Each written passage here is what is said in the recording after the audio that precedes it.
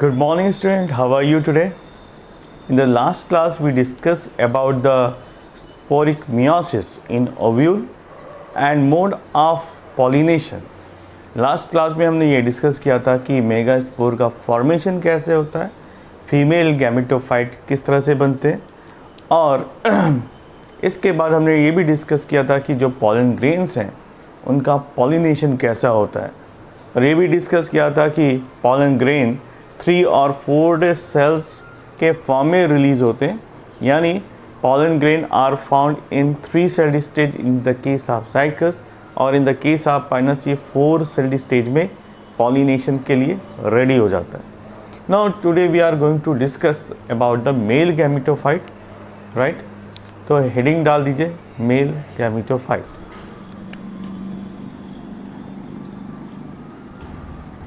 Mail gametophyte,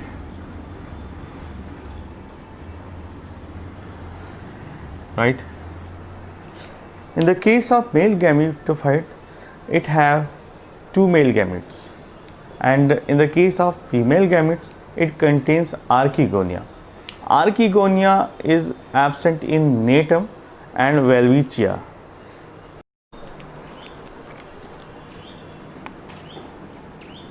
Male gametophyte have 2 male gametes.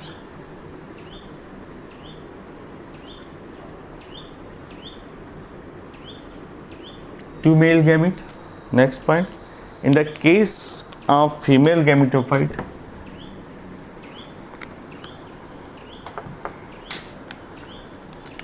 female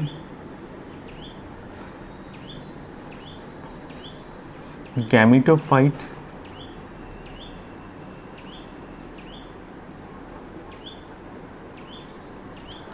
in the case of female gametophyte, it contains archegonia.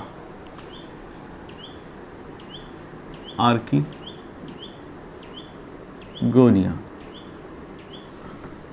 right? And neck canal cells are absent in archegonia. दूसरी important point ये है, neck canal cell is absent.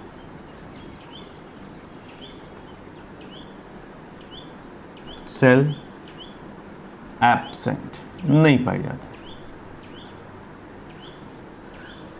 Right. Next point, water is not required for the transportation of male gamete. Actually male gametes are carried by the pollen tube. तो इस तरह का जो fertilisation है उसे हम कहते हैं siphonogamy, right. So one male gamete fuses with the egg cell to form the zygote. Next important point, water is not required. Water is not required in pollination.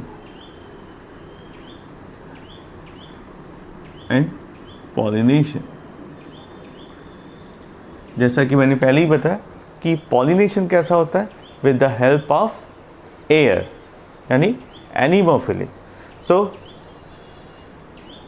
the male gamete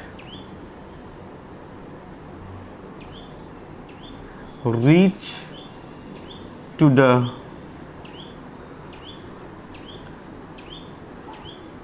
egg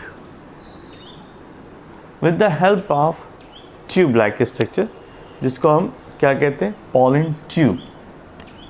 With the help of pollen tube. ये first time अकर हो रहा है. इसके पहले जो भी आपने phylum bryophyta वगैरह में पढ़ा वहाँ पर इस तरह की प्रोसेस नहीं पाई जाती थी. It is close to the angiospermic plant, क्योंकि एंजियोस्पर्मिक प्लांट में भी पॉलन ट्यूब का फॉर्मेशन होता है.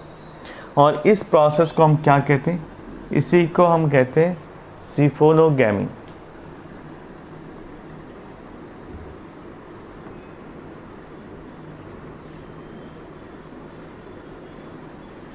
यानी पॉलन ट्यूब का formation is known as siphonogamy. इसमें one male fuses with the egg और जाइगोट का फॉर्मेशन करता है. So the male gamete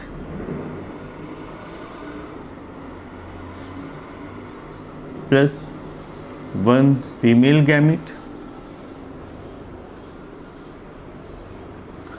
After the fusion, they develop into the zygote.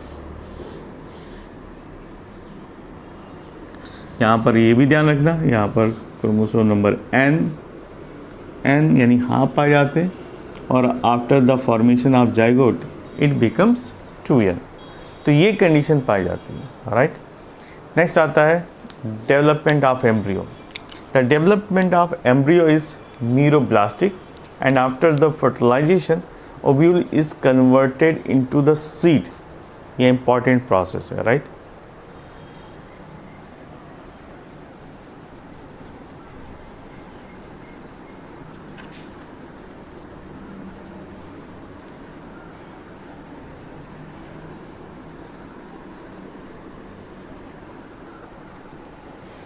Next point.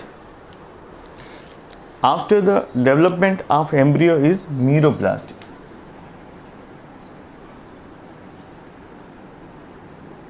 Development of embryo is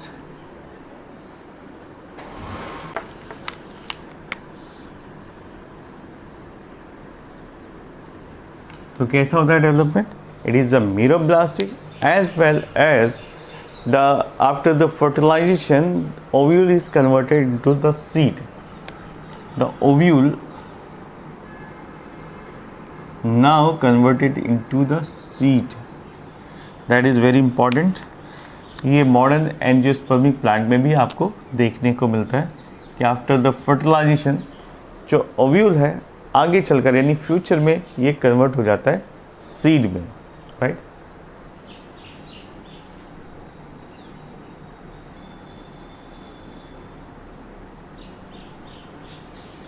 Right now seeds are naked because they do not enclosed in ovary. यहाँ पर सिर्फ एक ही problem है कि seed की covering नहीं पाई जाती. The seeds are naked because they do not have any ovary. Ovary नहीं पाई जाती इसलिए इनक्लोज नहीं हो पाते.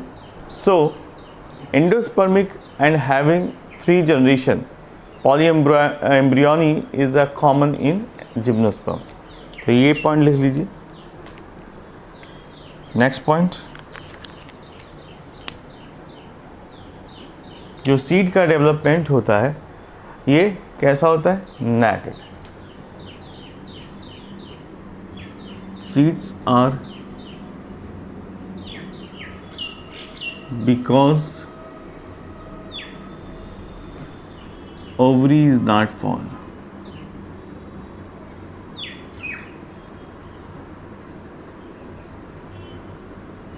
ओवरी की एब्सेंस की वजह से सीड कैसे होते हैं? Without any layer. ठीक है. Endospermic and having 3 generation. ठीक है. They are endospermic. सीड कैसे होते हैं? एंडोस्पर्मिक पाए जाते हैं and have 3 generation.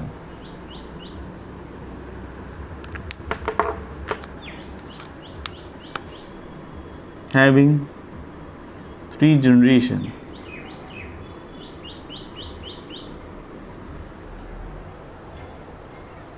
Okay. Polyembryony is very common in gymnospermic plants.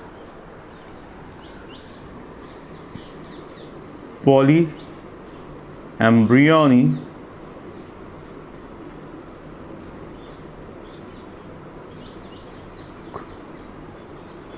commonly found in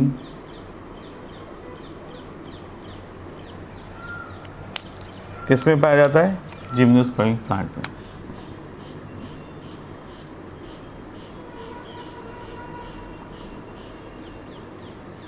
commonly found in gymnosperm. So this is all about the general characteristic feature of gymnosperms. Now look at the economic importance of gymnosperm family members. Now heading डालते हैं economic importance of gymnospermic plants.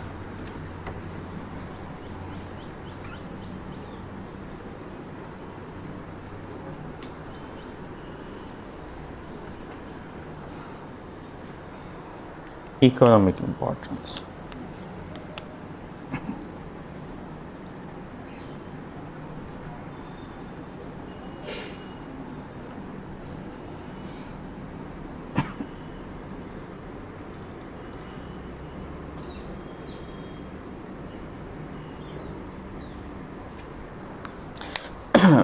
Economic importance. The wood of conifers like pinus की जो ज़्यादा varieties पाई जाती है, they are very important wood. जैसे pinus roxburghii को हम चीड़ कहते हैं या चीड़ पाइन कहते हैं, और पाइनस एक्सेल्सिया को हम ब्लू पाइन कहते हैं. वैसे ही सीड्रस जिसके देवदार कहते हैं, ये स्ट्रॉन्गेस्ट, सभी जितने भी सॉफ्ट वुड पाए जाते हैं इनमें सबसे स्ट्रॉन्गेस्ट अगर पाया जाता है वो देवदार होता है, जो कि एक तरह का जिम्नोस्पर्मिक प्लांट है. उसके बाद सुआ, इसको हम डगलस फिर कहते हैं, और इसका ये ज़्यादातर टेक्सास में पाया जाता है. नेक्स्ट अब आया जाता है सिकोया, जिसको हम रेड वुड ट्री कहते हैं, जो कि काफ़ी ज़्यादा बिग साइज़ का पाया जाने वाला ट्री है. यानी oldest gymnospermic plant tree which is known as sequoia is also known as the tallest tree, सबसे बड़े ट्रीज़ में आते हैं. और इनसे हम furniture, plywood, packing cases, railway के जो स्लीपर्स हैं, ड्राइंग बोर्ड्स हैं, पेंसिल्स हैं, इन सब को बनाने में इसका इस्तेमाल करते हैं. सो लिखिए one by one. Would first है, हेडिंग डाल दीजिए वुड.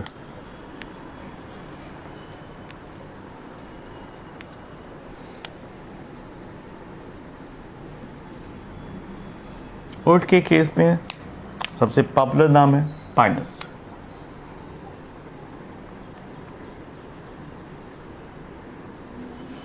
पाइनस की अलग अलग स्पीसीज पाई जाती है, लाइक पाइनस रॉक्सबर्गी. रॉक्स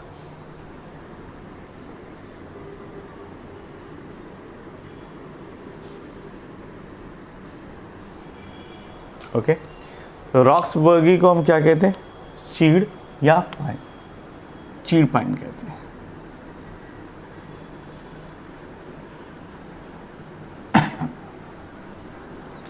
दूसरा आता है रॉक्सबर्गी सीड्रस देवदारा.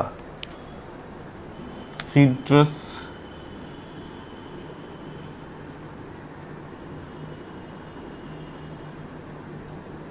देवदारा, ये सबसे हार्ड वुड में आते हैं, हार्डेस्ट एंड स्ट्रॉन्गेस्ट को देवदार कहते हैं. Strongest would.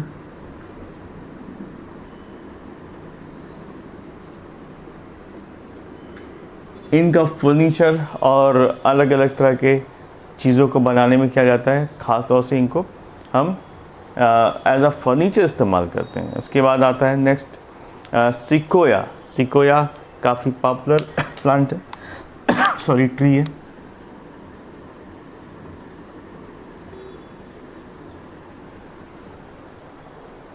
Sequoia, it is also known as red wood tree. इसको हम रेड वुड ट्री भी कहते हैं.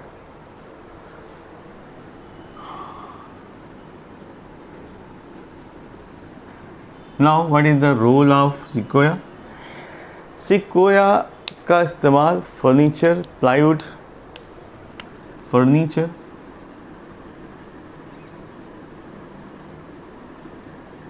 Plywood plus pencils, packaging cases,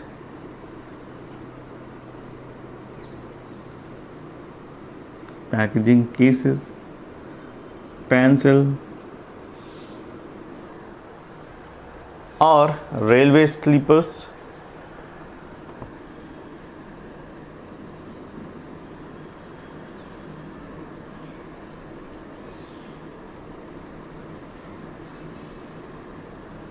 Railway sleepers, drawing board like that.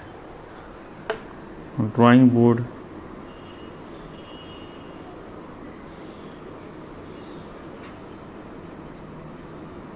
Matchstick.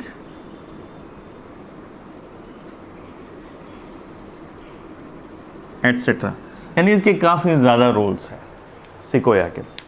So as you understand कि ज़्यादातर जो इनके स्ट्रॉन्ग वुड्स होते हैं इनका इस्तेमाल फर्नीचर और दूसरी एलिमेंट्स में किया जाता है। Now next, paper is also composed of would of Pinus, right. जो पेपर का डेवलपमेंट है, यानी जो पेपर में हम लिखते हैं, वो भी पाइनस प्लांट या पाइनस वुड से ही लिया जाता है, ठीक है। सागो लिख लेते हैं, ये भी point.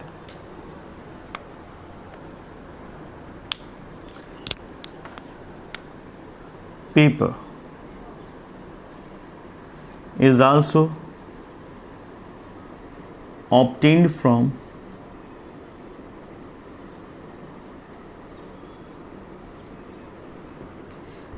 gymno wood,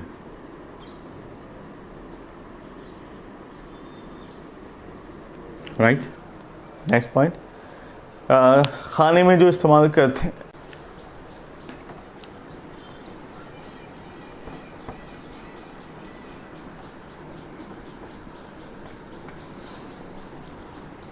now would के बाद फूड।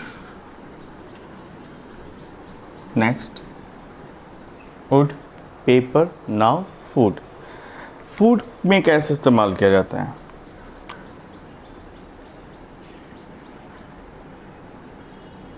आपने खाया ही होगा, बहुत ही पॉपुलर है, जिसे हम सागो पाम कहते हैं। तो sago is a kind of starch which is obtained from the cortex and pith of the stem and seeds of the cycas.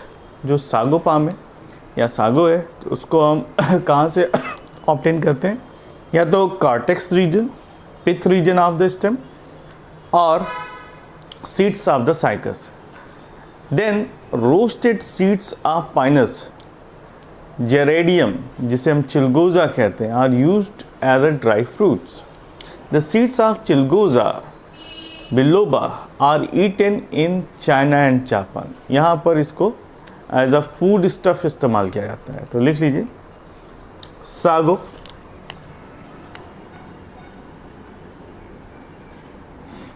ये क्या होते हैं? It is rich in carbohydrate, starch, right, starch rich, starch rich material which is obtained from the stem, seed and cortex. Obtained from seed, stem and pith of the plant. ठीक है।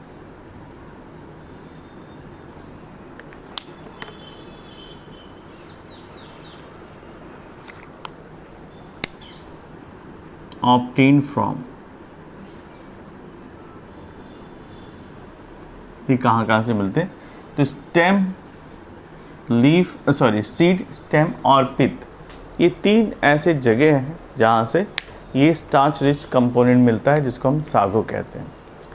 The roasted seed of Pinus, next इसको लिख लेते हैं, चिलगोजा, चिलगोजा।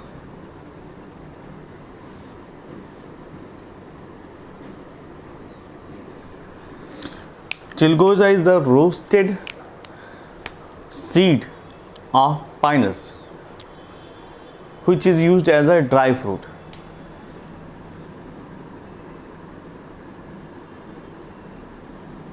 Seed of pinus, which is used as dry fruits.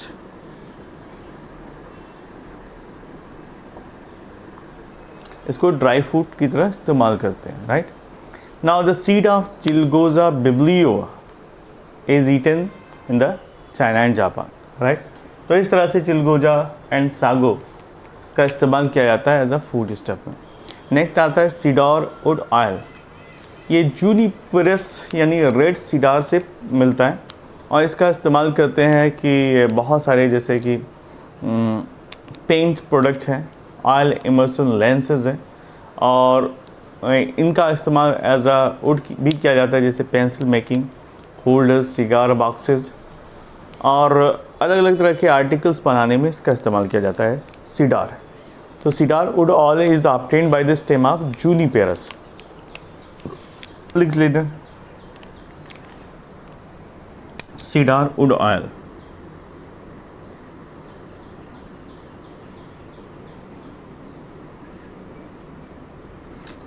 It is obtained from Juniperus, नाम है प्लांट का।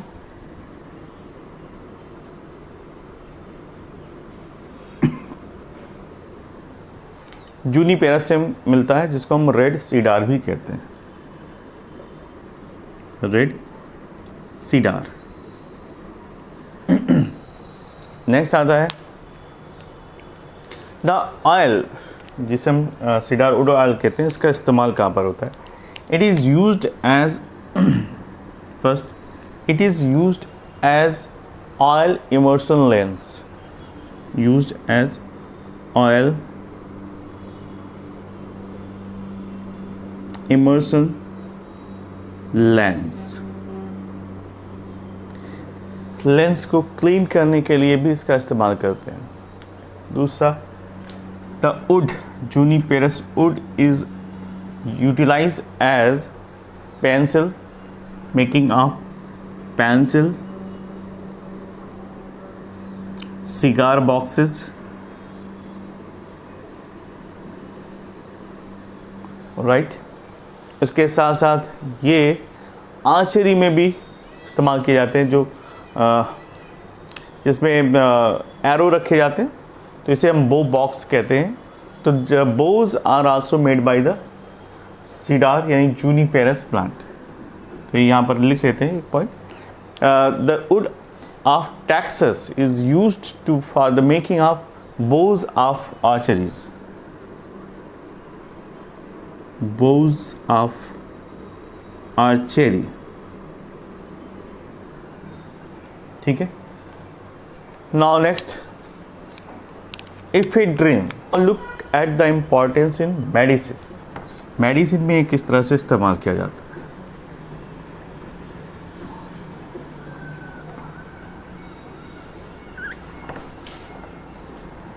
Medicine,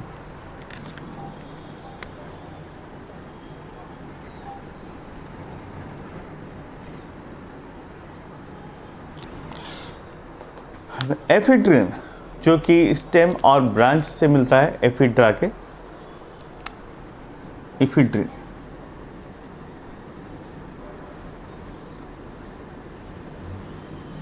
it is obtained from the branches, stems, branches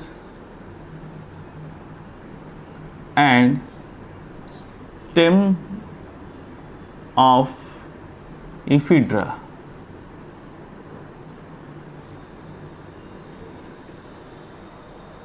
इसका इस्तेमाल करते हैं curing of cough, cold, bronchitis, asthma and fever.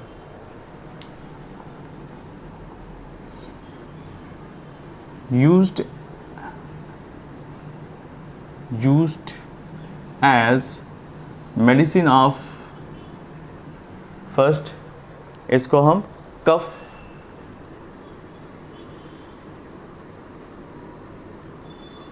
Cold,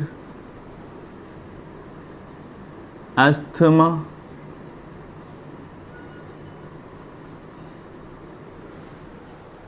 asthma के साथ साथ ब्रोंकाइटिस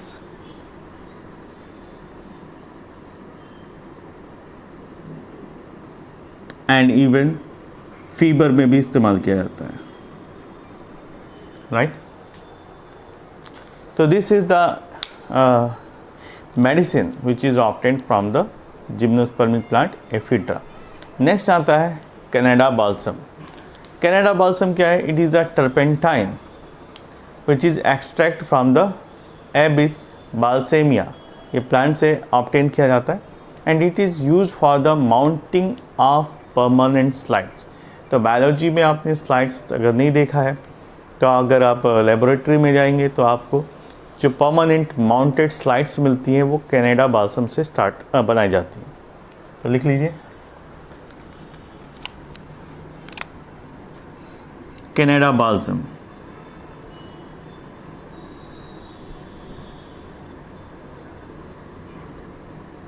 balsam.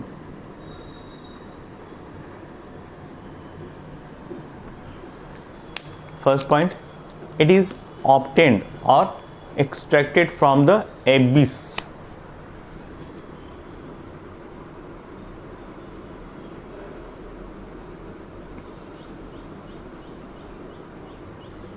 प्लांट का नाम है या ट्री का नाम है बाल्सेमिया सेमिया। नेक्स्ट पॉइंट, हाँ यहाँ पर लिख देते हैं Canada balsam is a turpentine, एक तरह का ये एक्सट्रैक्ट है जिसको हम टर्पेंटाइन कहते हैं, turpentine. And now look at the uses, इसका इस्तेमाल किस में किया जाता है? It is used as a making of या mounting of permanent slides.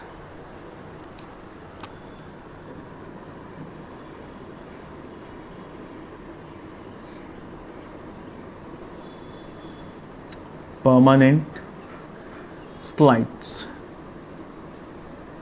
in biology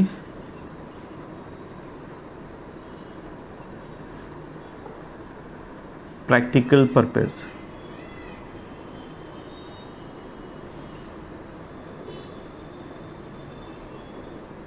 ठीक है, तो this is the use of Canada balsam.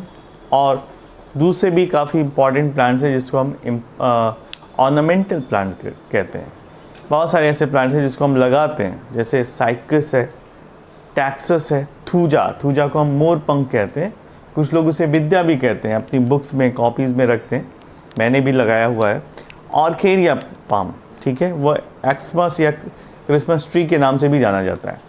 Ephedra, ठीक है, चिंगो, पगोड़ा ट्री, और उसके बाद अरुकेरिया एम्ब्रिकेटा जिसे मंकी पजल ट्री कहते हैं। तो these are certain plants which is gymnospermic and used right now as a ornamental plant। घरों में, गार्डन में इसको सजावटी पौधों के फॉर्म में लगाया जाता है। तो लिख लीजिए one by one, common name लिख लीजिएगा तो इससे ईजी हो जाएगी समझने में।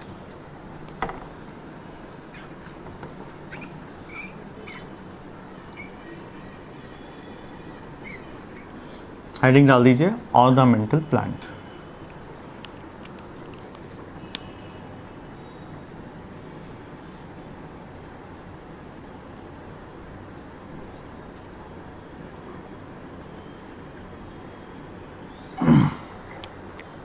इसमें ज़्यादा पॉपुलर कौन कौन से हैं? थूजा काफ़ी पॉपुलर है, और इसमें अरिकेरिया पाम काफ़ी पॉपुलर है। तो बहुत सारे हैं वैसे तो।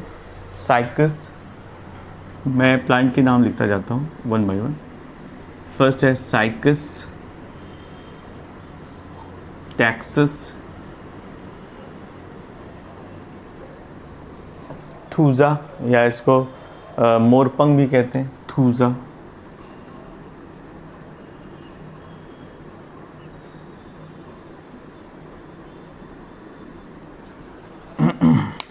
नेक्स्ट, थूजा के बाद आता है अरुकेरिया,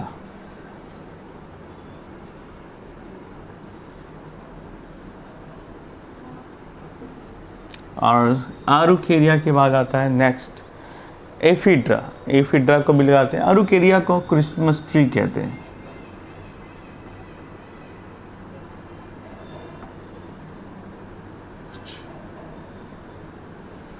राइट, क्रिसमस ट्री।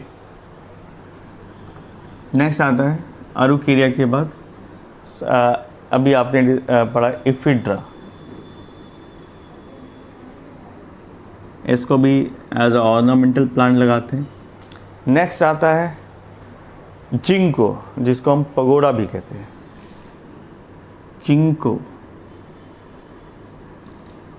पगोड़ा, ठीक है। ट्री। और इसके बाद नेक्स्ट आता है मंकी पजल ट्री, जिसे आरुकेरिया एम्ब्रिकेटा कहते हैं। पगोडा ट्री, इसके बाद लास्ट है आरुकेरिया एम्ब्रिकेटा।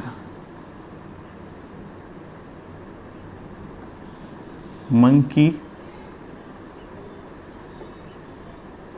पजल ट्री कहते हैं इसे। ओके, तो दीज आर